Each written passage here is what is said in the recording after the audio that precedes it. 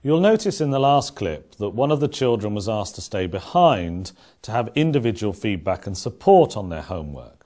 This can be a very important strategy, particularly where you think a child might be overly demotivated if they got that feedback in front of the class. This particular child as well has failed to meet expectations on a number of occasions, as is shown by the teacher's gradebook. We'll see the teacher sit down with the child, work with them, and give them some very clear feedback on what they can do to improve. Okay, Ben, the reason I wanted to see you see, I was talking about you and I was talking to the whole class. I needed to see you about your homework. Is that the best piece of work you could have done? No. No, you're clear on that, aren't you? Because I've gone through my expectations and you know that that isn't what I wanted from you. Obviously you didn't spend a lot of time on it.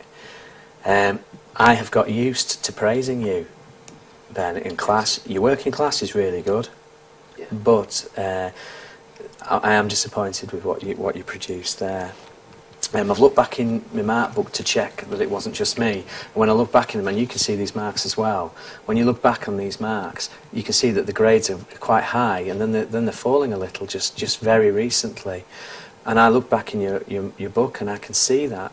I remember a month ago I was talking to you about paragraphing your writing, and you listened to me, you did it, and your grades, there it is, your grade improved.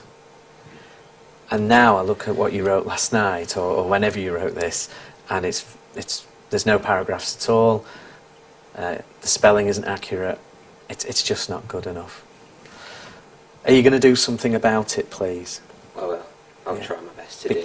Thank you, because you're a lad, you're a boy, Ben, who's quite clearly very bright, but you need to keep proving that to me because you've got these exams coming up.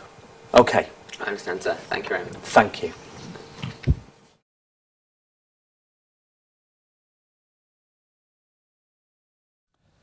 So what we've seen is that there are 3 core skills and strategies for having an effective classroom climate.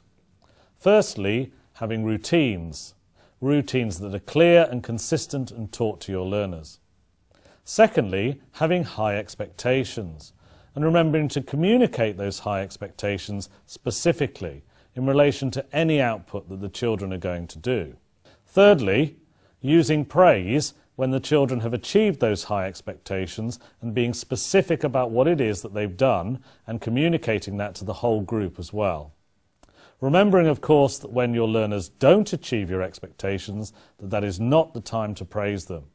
That's the time to give them supportive and clear feedback on what to do to improve their work and how they can meet your expectations.